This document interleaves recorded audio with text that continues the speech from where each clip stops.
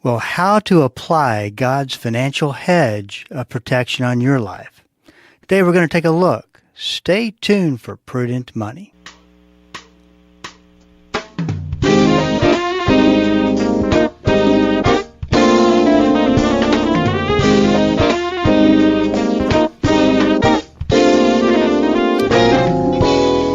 Afternoon, this is Bob Brooks, and you are listening to the Prudent Money Radio Show. Thank you so much for joining me today. You know I do appreciate it. Well, if you got a question for me, I've got an answer for you. Just go to the website at www.prudentmoney.com. Send your question in, and I will get you taken care of. That's all at the website, www.prudentmoney.com. You know, we live in interesting times. And there is something that just has really been on my heart that I want to take the time to talk to you about today.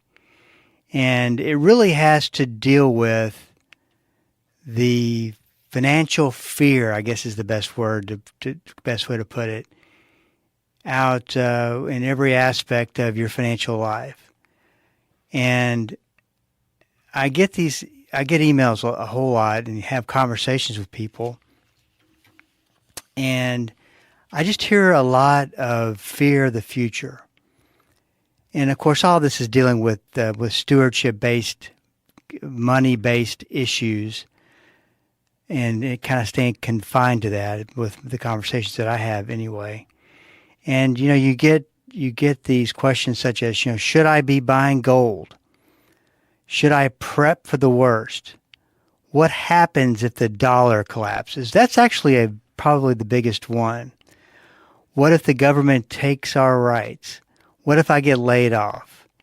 And what ends up happening is you go through a period of emotional decision making. And as I've said many times before, this is where we get in trouble. I'm going to talk a little bit about this in a minute. But this is where we get into trouble when we are really hypercharged with emotion and we make decisions based on that versus praying about it first, taking a deep breath, because settle down off the fear, take it to God, and pray about it. Then think about what you should do. Pray to God, be intentional about praying for wisdom and discernment. And start trying to figure out what makes the most sense from a global standpoint. You know, the biggest issue here with what is making people fearful is really it's all believable. I've been around since 1992 as far as being in the business. And it wasn't until 2000 in the tech bust that I got a real good taste of what fear really is, because 1992 minus 1 year or so, 1992 to 2000 was pretty great time to be in the market. People were making a lot of money. Wasn't really a whole lot of emotion except for maybe greed, of course. But then 2000 hit, went through a big bear market where people got a wake-up call about how markets really work. I know that I did. And then 2007 to 2009 brought the financial crisis. And that is where we really started to see for the first time viral emails trying to sell you newsletters. And of course, we've got that today.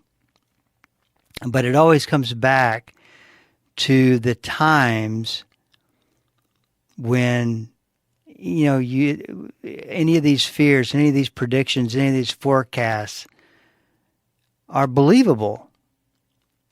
Maybe the last, and I'll say this, maybe in 2008 when all types of fears were circulating. And at that time, one of the bigger fears that was circulating was that the government's going to confiscate my 401k plan. And of course, we've talked about that. I don't want to get into all that right now. But of course, come to find out, I mean, that's something that just didn't have a lot of truth to it. Let me back up and say it this way. There's probably no politicians with good intentions who would love to get their hands on their retirement money and do something where they could benefit from it, and as well as the investor benefit from it. However, confiscation was something, and today it's still something that I just don't believe is, considering where the source came from, how that fear developed, how it went viral, and the whole story behind that. I just don't believe that it's something that we are to really have on the radar. But that's just my opinion. But things like the dollar collapsing, should I buy gold? And I mean, all these different questions, different scenarios that could take place. And the one thing that comes to mind when we're reading and listening to all these things that potentially could happen, they're predicted to happening, and then you've got an election like we've got coming up, which I'll talk about that in a few minutes as well. You know, it brings to mind the importance of stewardship. God gives us everything that we have, from relationships to health. Of course, we talk about it from a financial standpoint, and wants us to be good stewards, make good stewardship decisions over what God has given to us. That management of what God has blessed us with, especially relationships. Relationships of all kind, all the way up to the only one that really, truly matters, which is your relationship with Christ, which drives everything. But our job is to do the steward, is to be the good steward, the prudent steward of what God has given us. And then God protects us through his hedge of protection. I've always loved the notion of, or the concept of, the hedge of protection. In this particular discussion today, I'm talking about God's financial hedge of protection and why it's so very important. And you can apply the stewardship principle to this just as well, that God gives us the responsibility of being a good steward over what he's blessed us with. And by doing that, we put ourselves into position for God to protect us. And in that space, in that, what I often refer to as God's financial will for our lives, there's no place that we are more protected from the outside, from the inside, which is from our own attitudes and decisions that we make. And I came across this writing on crosswalk.com. I want to read some of it to you. It says, God is not only interested in protecting you from outsiders, he is also interested in protecting you from you.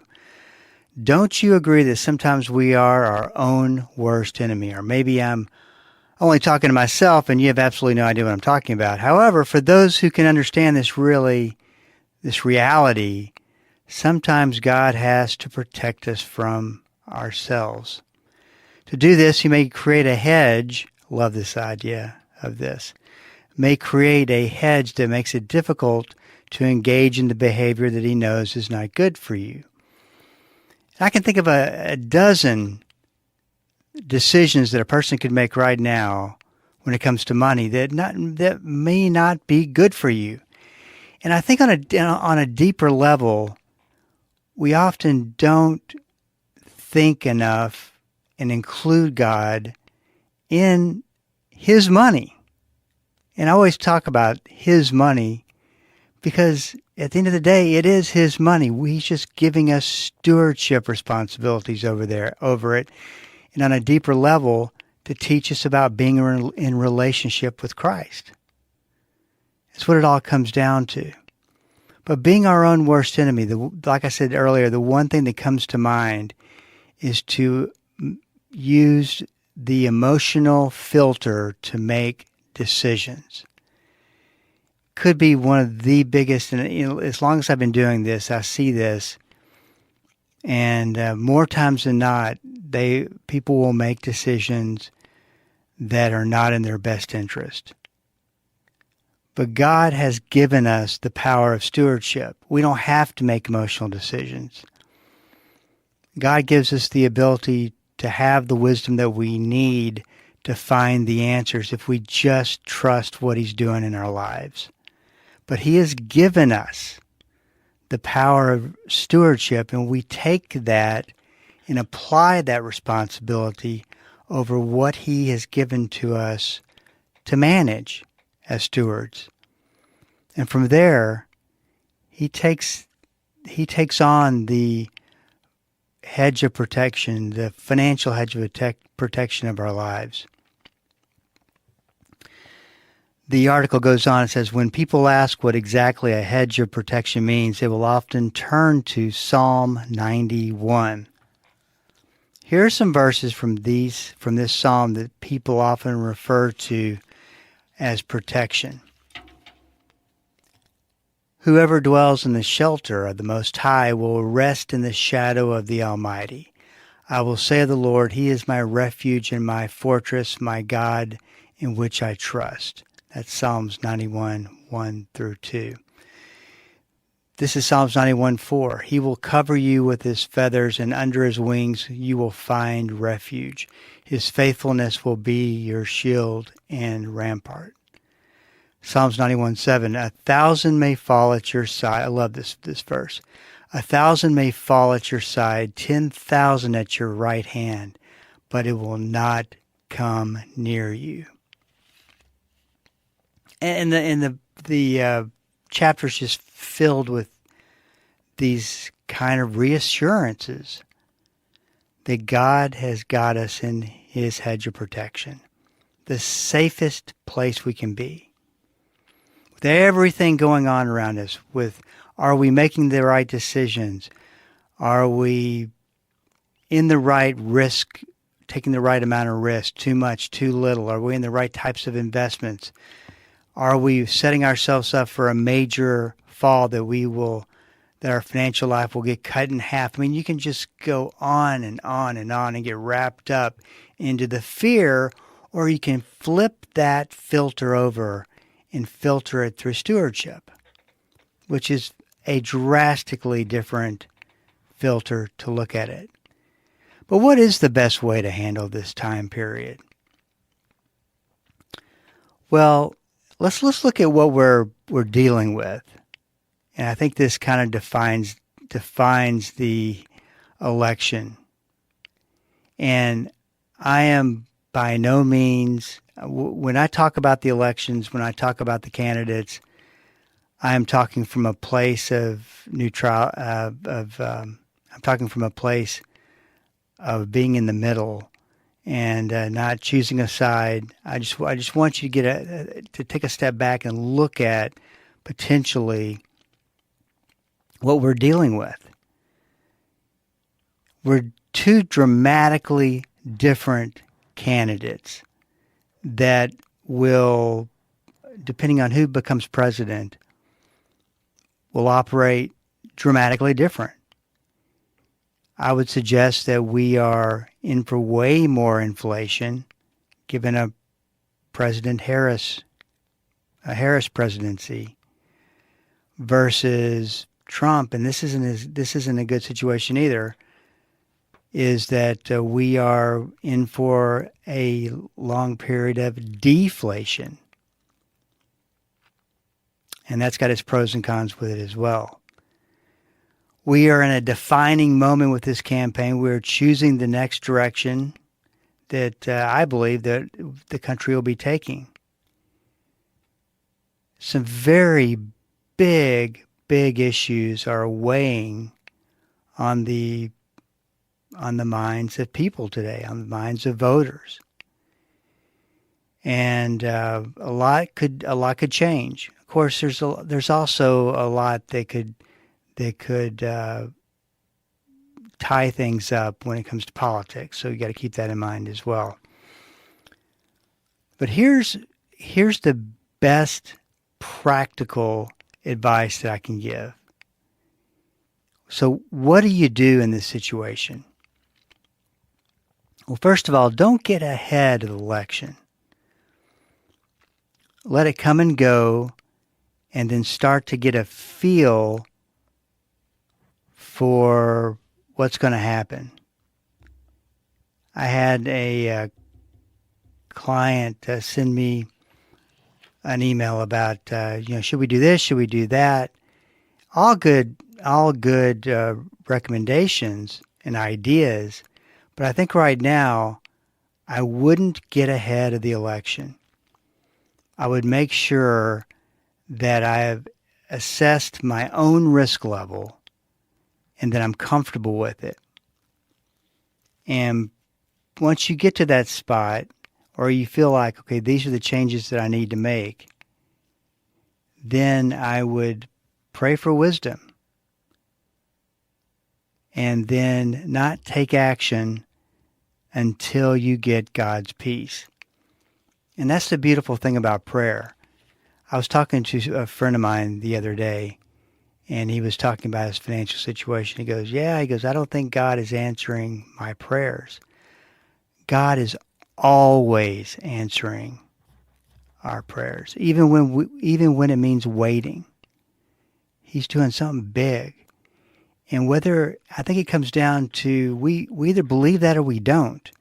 But here's the kicker to that, is that if we truly believe that God is doing something greater in our lives, He's preparing us for that, He's protecting us from that, we wouldn't worry. I'm saying this to myself as I'm saying it to you today. We still have that human nature tendency to worry, even though we can go to the Bible and pull out verse after verse after verse after verse that says He's got it covered. He's got us covered. He's got our family covered. And if you think about it, we should be sitting back and thinking, God promised this, and God has always come through, and God will always come through. It reminds me of the what I call the trifecta of peace.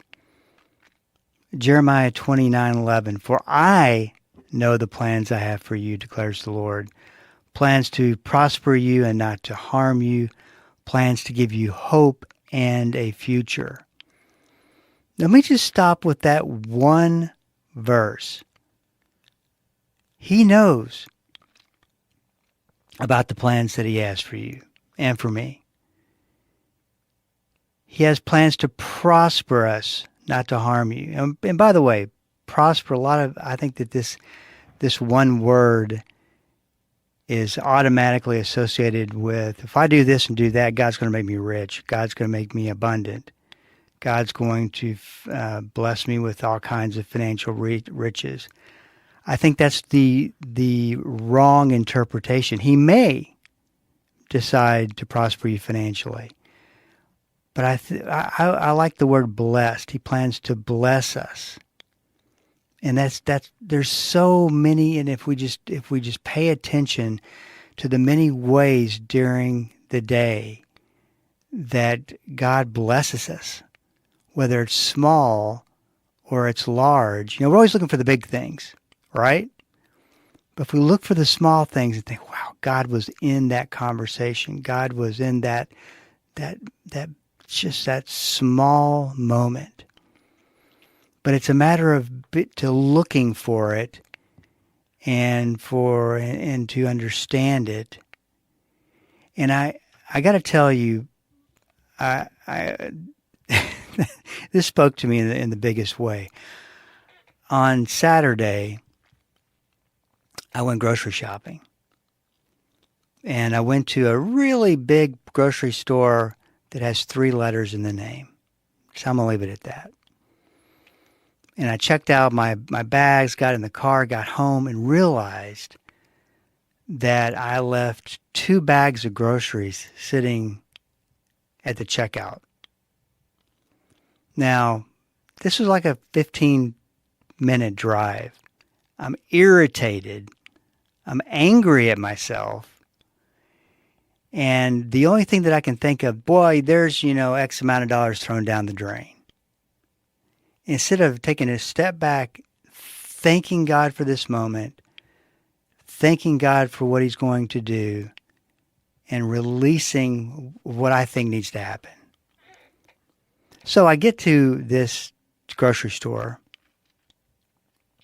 and of course I don't have my receipt with me, which is great. And she says to me, just go get the items and we'll take care of you. Now, I could have come in and I could have lied. And this grocery store, I mean, I was just blown away by this. So I came back over because they weren't the cheapest of items. I came over. She goes, "Here, let me get you a bag," and she bagged it up for me. She goes, "Yeah, you're good." And I just couldn't thank her enough. So I'm pushing this cart down the aisle to the front door area, and it locks up on me. I'm pushing it, and it locks up on me. Then this lady with the walkie-talkie is on top of me, pretty much. And she goes, "Do you have your receipt?" And then I thought, oh, great, they think I'm shoplifting because I didn't have a receipt. And so I said, there's someone in the office who can explain this. And so I got halfway down, and she yelled at me, "Hey, sir, I'll get it taken care of. Just come on back." And I thought, here's this lady once again who's just believing my story without any proof. And she unlocks the wheel, and then I go on my way. One of the most incredible acts of customer service that I've come across, but the point here, which I don't want to that I don't want to lose, is that was a moment that I had every reason to trust God, and I didn't. Because if I would have, my vocabulary, my attitude, everything about me would have been different. I would have been peace for the situation. But I didn't trust. And God showed me, you see what happens when you do trust? And I think that's how we've got to face the future and what's going on right now. Psalms 46:10, be still and know that I'm God. Oh, that's a powerful one. Philippians 4:6, do not be anxious about anything, but in every situation. I love the words that are used in Scripture. Don't be anxious about anything, but in every situation by prayer and petition with thanksgiving, being thankful, present your requests to God. It's a powerful verse that I would just encourage you to lean into. But think about this at two different time periods. Today, up until the election, a little bit past the election, and then start formulating, okay, this is what I think I want to do going forward, or talk with your financial advisor. And this is where a good advisor comes into the picture. They take your feelings seriously. They take your concerns seriously, and they help to get that resolved. And have a separate sheet that you write down ideas and things that you think you want to do. And let's see what happens. Let's not get ahead of the elections, and let's see what happens, and we'll take it from there. This is Bob Brooks, and you have been listening to the Prudent Money radio show. If you got a question for me, please go to the website at prudentmoney.com and send it in, because we are all out of time. Till we do meet again next time, keep the faith and have a great rest of the day. That's all the time we have for today. Questions or comments for Bob, or to find out more great information like what you've just heard, visit www.prudentmoney.com. Be sure to join Bob Brooks again for the next edition of Prudent Money.